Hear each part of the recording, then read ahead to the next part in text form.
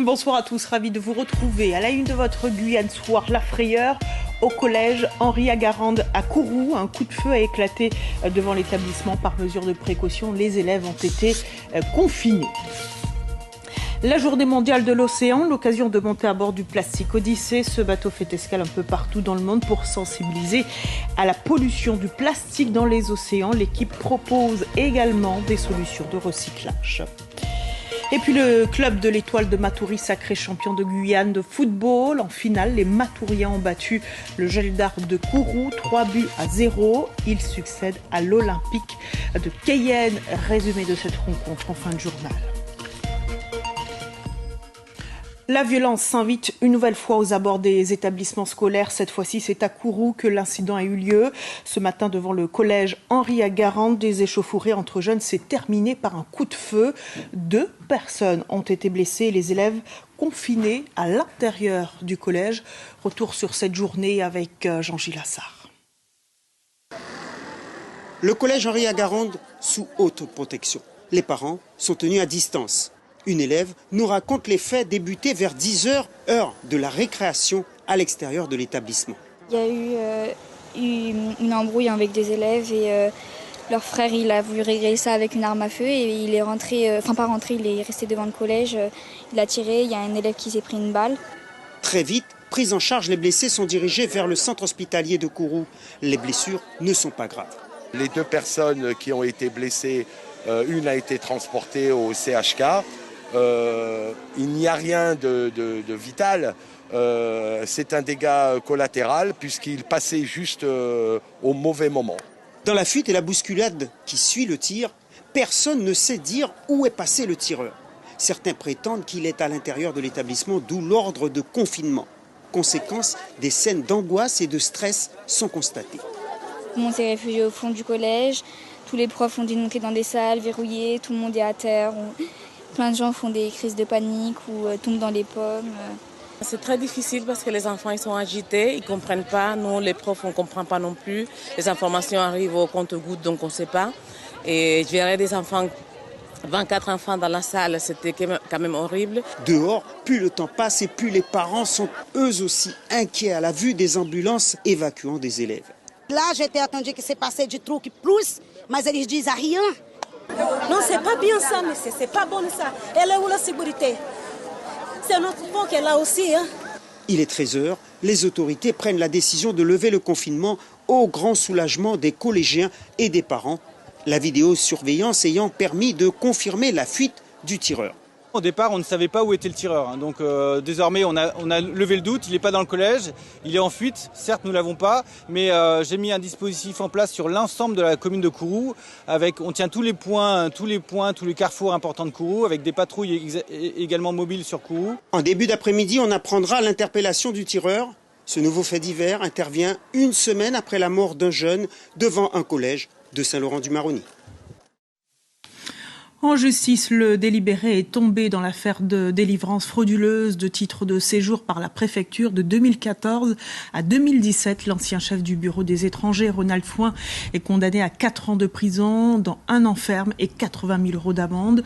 2 autres fonctionnaires, Marcel Fléchel et Pamela Sina, écopent de 3 ans avec sursis et respectivement de 50 et 80 000 euros d'amende. Nous l'annoncions hier, le départ de la directrice de l'ARS Guyane, Clara Debord. Elle a dû notamment gérer l'épisode de la crise Covid avec son lot de soutien et de détracteurs. Son bilan avec Nickerson Perdius.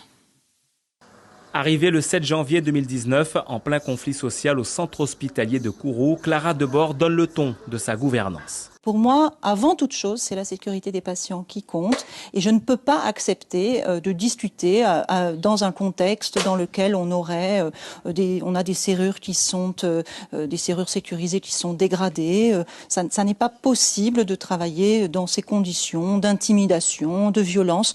La nouvelle directrice de l'ARS Guyane assume les rapports qui seront tendus à certains moments avec les différents partenaires, notamment syndicaux. Mais voilà, la crise Covid-19 débarque et se transforme en pandémie mondiale. La Guyane n'y échappe pas et la représentante du ministère de la Santé chez nous appliquera sans rechigner les mesures gouvernementales. Le plan blanc déclenché à plusieurs reprises pour soulager les 3 hôpitaux publics du territoire saturés par l'afflux de patients Covid. S'ajoute à la crise sanitaire une crise de gouvernance marquée par des divergences avec le préfet de l'époque, Marc Delgrande, sur la stratégie à mettre en œuvre. L'autre fait marquant de sa gestion de la crise Covid est la vaccination obligatoire du personnel soignant. Face aux professionnels réfractaires au vaccin, elle affichera une fermeté tant sur les mesures obligatoires à appliquer que sur les sanctions à mettre en œuvre en cas de non-respect. Le bilan de Clara Debord est très mitigé à propos de la situation des grossesses précoces. Janvier 2023, elle avouera ne pas avoir progressé sur ce dossier, tout en faisant valoir des progrès visibles sur l'offre de soins et de médico-social. S'appuyant sur l'ouverture en 2022 de la première communauté thérapeutique dédiée aux femmes en sortie d'addiction ou la transformation des centres de santé de Maripasoula, Grand-Santi et Saint-Georges de l'Oyapock en hôpitaux de proximité. L'autre gros dossier sur lequel était attendue Clara Debord était le projet de CHRU, réclamé depuis de nombreuses années. Interrogée en mars 2019, elle affichait des réticences. Mon sujet, ce n'est pas de créer un hôpital avec une étiquette. Un hôpital qui aurait une étiquette X, Y ou Z, ça ne m'intéresse pas. Moi, je veux un hôpital qui fonctionne et qui progresse, qui se développe, dont la biologie fonctionne, l'imagerie fonctionne, que l'hygiène fonctionne, que tout ça, ça fonctionne et que ça se développe. Finalement, en 2020, le projet est acté, elle devra le mettre en œuvre et privilégie un centre hospitalier régional universitaire multisite. Depuis le début de cette année 2023, le CHRU est devenu sa priorité, un bébé qui est désormais entre les mains de son remplaçant, Dimitri Grigovski. Et Clara Debord reprendra lundi ses fonctions de directrice de l'ARS Centre Val-de-Loire. À 2 jours de son départ, elle nous a accordé un entretien et revient sur ses 4 années passées à la tête de l'ARS Guyane, des propos recueillis par Laurent Marot et Frédéric Larzabal. Bonjour. Bonjour. Alors au terme de 4 ans passés à la tête de l'ARS, quelles sont, à votre avis, vos plus grandes réussites, regrets, peut-être une erreur assumée ? Je pense que depuis 4 ans, nous avons développé l'offre de soins. Il y a plus de services dans les hôpitaux. Il y a des choses qu'on ne faisait pas il y a 4 ans et que maintenant on fait. Il y a plus d'équipements aussi dans ces hôpitaux. Pas encore assez, bien sûr. Il y a plus d'ambulances sur notre territoire.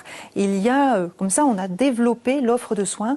Beaucoup reste encore à faire et j'ai récemment autorisé de nombreuses nouvelles activités qui vont pouvoir donc sortir de terre en quelque sorte dans les mois et les années à venir. Allez, un regret. Un regret, bien sûr, mon plus grand regret, c'est de ne pas avoir réussi à contrer les fausses nouvelles et qui ont abouti en fait au fait que des gens ne se vaccinent pas. Alors à votre arrivée, vous n'étiez pas favorable au projet de CHU en Guyane, en tout cas ce n'était pas une priorité pour vous.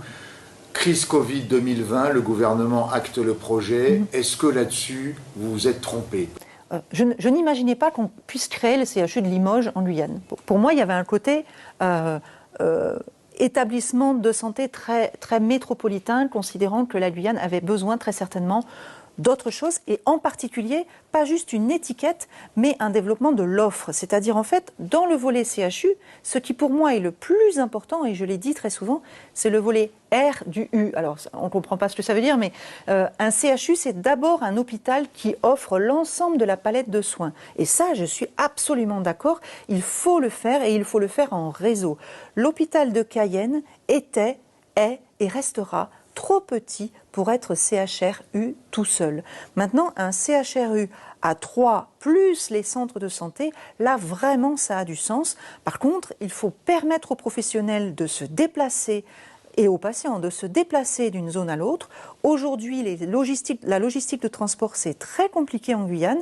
C'est la raison pour laquelle je porte le projet d'acquisition d'avions et d'hélicoptères sanitaires dédiés à notre CHU. De nombreux agents et cadres de l'hôpital de Cayenne dénoncent le départ forcé, disent-ils, de Christophe Robert, leur directeur. Est-ce que vous avez œuvré pour ce départ ? Et est-ce que, si oui, ça ne fragilise pas la cohésion de cette direction, un directeur qui est visiblement reconnu à la fois dans l'action et les perspectives pour cet hôpital? Le poste de l'hôpital de Cayenne, c'est un mandat de 4 ans. Dès le début, on le sait. Voilà, on construit des choses et puis ensuite on passe le relais à son successeur. Moi-même, je vais passer le relais avec toute confiance en mon successeur. Nous sommes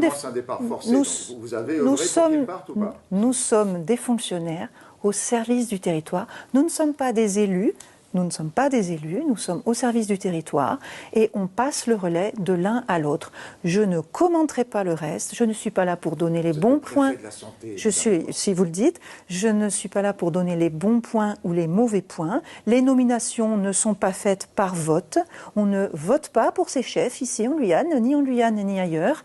Et donc, j'ai grande confiance dans Christophe Bourriat qui arrive au 1er juillet.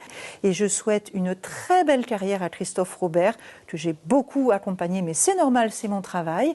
Son avenir est très beau, il a encore de belles années devant lui et de beaux projets qui l'attendent. Regardez ce chiffre maintenant, 20 tonnes de déchets déversés chaque minute dans les océans, une pollution marine qui menace les espèces. Alors quelle solution pour les recycler?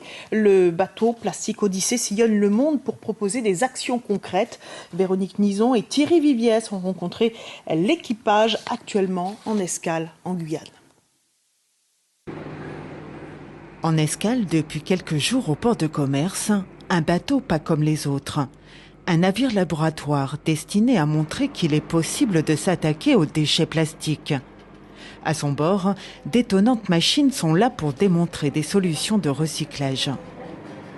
Les déchets, on les trie, ensuite on va les broyer, donc on les met dans cette machine et on en fait un broyat comme ça. Donc ça, c'est des copeaux de plastique. On a ici un gros challenge, un défi de traiter les déchets plastiques qui ne sont plus exportés. Et donc on s'intéresse vraiment à comment est-ce qu'on pourrait traiter localement ces déchets pour en faire des objets utiles. Simon Bernard, responsable de l'expédition, ne manque pas d'idées pour valoriser et transformer le plastique usagé. L'ancien ingénieur officier de la marine marchande a déjà collecté des objets au fil des escales pour les proposer comme solution ailleurs. Donc ça, c'est une tuile qui est en plastique recyclé aussi. L'avantage, c'est que ça casse pas, ça va isoler aussi thermiquement. Donc, on peut imaginer plusieurs usages comme ça aussi. Ça, c'est un tuyau qui peut servir aux canalisations d'eau usée, par exemple. Donc, on peut imaginer différents objets en fonction des besoins, en fonction du marché finalement local. Et c'est ce qu'on vient faire ici, c'est travailler avec des entrepreneurs locaux pour essayer de comprendre déjà quels sont les déchets qu'on trouve et puis qu'est-ce qu'on peut en faire derrière qui va pouvoir vraiment être utile. Sur le pont, une autre machine fait la démonstration qu'il est aussi possible de transformer par pyrolyse du plastique pour le faire redevenir pétrole. On vient mettre le plastique ici, ensuite il arrive dans un réacteur où il est chauffé à 450 degrés. Les molécules sont fractionnées en plus petites molécules. Et derrière, on vient refroidir tout ça pour faire donc un diesel et de l'essence. Simon Bernard et son équipage en sont persuadés. Réduire la pollution des océans passe par des solutions à terre. On cherche à valoriser le plastique qui est là et donc à permettre à des entrepreneurs de créer des économies locales. Mais à la fois, on sensibilise aussi à la réduction, puisqu'on peut recycler du plastique, mais ça ne fera pas tout. Donc il faut aussi réduire. Et pour ça, on sensibilise énormément. Alors, beaucoup les jeunes, on a des scolaires qui viennent tout au long de l'escale visiter ce navire. La prochaine escale emmènera le bateau à Saint-Laurent-du-Maroni la semaine prochaine. Une dizaine de jours, faite de rencontres et de visites de terrain, afin de recenser de bonnes idées pour se débarrasser du plastique. On poursuit avec notre revue de presse Amazonie. On s'intéresse aux actualités fortes chez nos voisins avec Alexandra Silbert. Bonsoir Alexandra. Bonsoir Lélia. Alors on commence avec cet accident impressionnant au Brésil, c'était ce matin. Très tôt, ce jeudi, un camion de transport de carburant à 2 citernes que vous voyez ici sur ces images de la Globo a pris feu après s'être renversé sur la Serra de Petrópolis dans l'état de Rio de Janeiro. Le conducteur est décédé dès la chute du véhicule. Au moins 4 autres véhicules ont été pris dans les flammes des voitures légères. Au Suriname, il y a 34 ans, un autre accident, un crash aérien traumatisait le pays. C'est la plus grande catastrophe aérienne de l'histoire du Suriname, comme l'écrit Dagblad le 7 mai 1989. Le vol Amsterdam-Paramaribo de la Suriname Airways s'écrase. Alors ce sont de très anciennes images d'archives, donc vous verrez la qualité. Les 9 membres de l'équipage sont tués et presque tous les passagers, seuls 11 sur 178 vont survivre. À bord de cet avion, des personnes qui vont ou reviennent d'un voyage familial, des musiciens du groupe Driver Boys, très en vogue à l'époque, ainsi que des footballeurs, 14 jeunes avec leur entraîneur et 2 footballeurs professionnels. L'avion en fait volait trop bas et a heurté plusieurs arbres avant de s'écraser à 3 km de l'aéroport de Paramaribo. L'enquête a révélé plusieurs manquements graves. D'abord, le pilote dépassait la limite d'âge autorisée pour voler de 6 ans.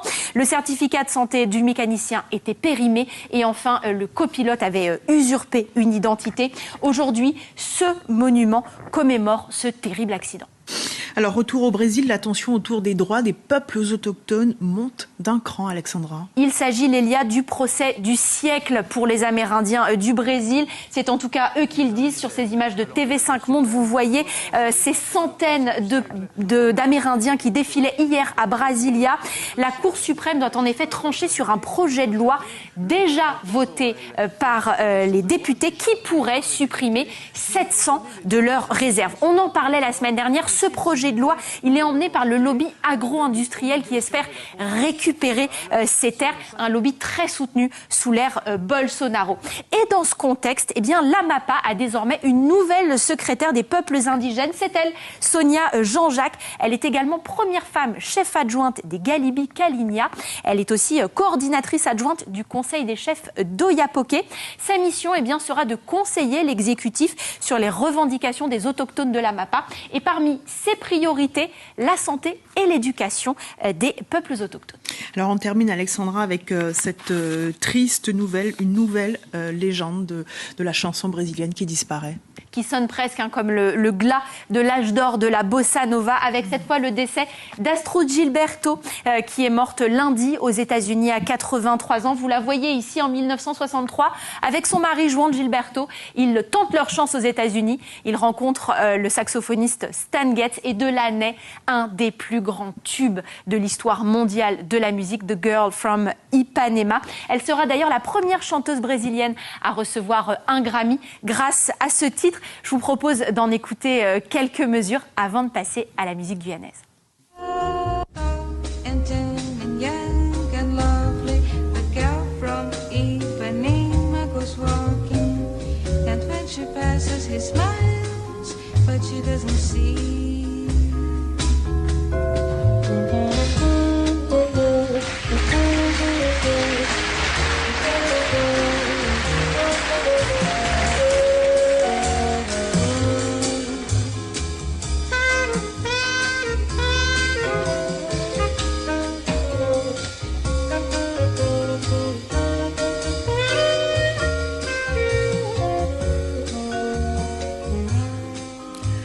Allez, on quitte l'envoûtante bossa nova pour laisser place au rythme lent et gracieux du gragé et gragé valse. Ils font partie des 7 rythmes fondamentaux de la musique traditionnelle. Ils sont surtout joués sur le territoire des savanes à l'époque, après une longue semaine de travail dans les abatis. Thierry Merlin et Abel Parnasse.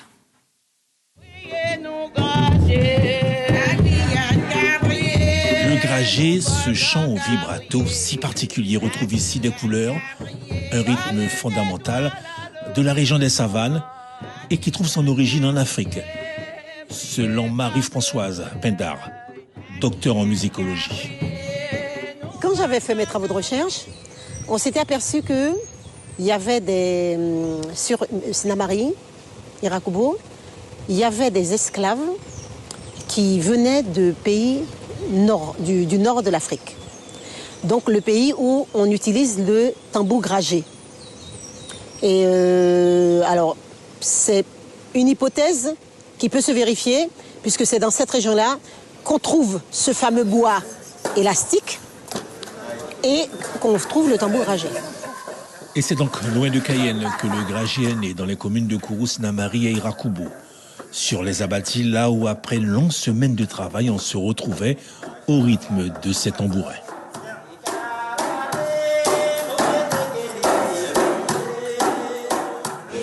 Doum, tac, tac, doum. Donc le foulé, doum, tac, tac, doum, tac, tac, doum. Alors, dans le gragé, on dit pas tambour plombé, on dit tambour dévidé.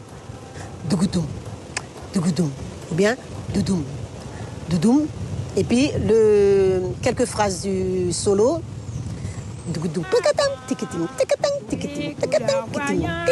puisque c'est le tambour dont la surface de peau est la plus étroite et la plus aiguë.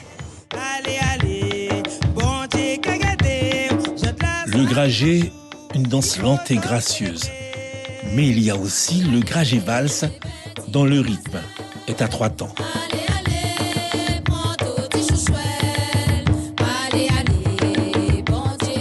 Quand j'étais jeune, j'entendais que les gens disaient le gragé valse, le gragé est à 3 temps. J'ai fait des études de musique, me disant, oh, c'est mignon. En fait, les gens confondaient gragé et gragé valse. Ce sont 2 choses différentes. Le gragé est à 4 temps. Doum, tac, tac, doum, tac, tac, doum, tac. Le gragé valse et le bélia sont des rythmes, ce sont les 2 rythmes à 3 temps. Et le gragé valse, c'est une valse rapide. Boudoum, takata boudoum, papa boudoum, taka boudoum, papa boudoum, boudoum, papa boudoum. Il faut célébrer. Outrapé, une belle timouché, bien éduqué, que toute sa prestance, qui vient demander, ma douce, veux-tu m'épouser? Allez, motifie, allez, mais papa d'ailleurs. Et demain, nous parlerons du bélia. Lui aussi s'inspire de la musique traditionnelle pour créer un jazz afro-amazonien. Demain, le pianiste Denis Lapassion sera sur scène avec une formule trio pour présenter ses dernières compositions. L'artiste revient sur ce concert dans un article de Catherine Lama à lire sur notre site internet. L'étoile de Matoury remporte le championnat de Guyane pour la première fois de son histoire. Les nouveaux champions ont battu le Geldar de Kourou 3-0. C'était hier soir au stade Edmar Lama de Remire-Montjoly. Une consécration pour ce club créé en 2014 dans le quartier de Balata. Résumé de cette rencontre avec Fabrice Craig et Jean-Gilles Lassard. Qui a la lutte, Gourpil qui récupère. Entame de match très rythmé dans cette finale. Les attaques fusent, la première véritable occasion est pour les Matouriens avec cette percée de Jules Labo, mais la défense kouroussienne est vigilante et ce, à 2 reprises. Tout va se jouer en seconde période en faveur de l'étoile. Beau mouvement collectif à la 50e minute, conclu par ce premier but signé Cerezo Abo. Ouverture du score, signé Cerezo. Le Geldar réagit, mais le gardien adverse est performant. Tournant du match, cette faute dans la surface de réparation non sifflée par l'arbitre. Cela aurait permis au Geldar de bénéficier d'un pénalty. La suite, c'est une équipe de Matoury dominante et qui inscrit 2 buts de plus. Le premier à la 70e par Doukou Gordon et à la 86e, Jules Labo scelle la victoire matourienne pour le premier titre de l'histoire du club.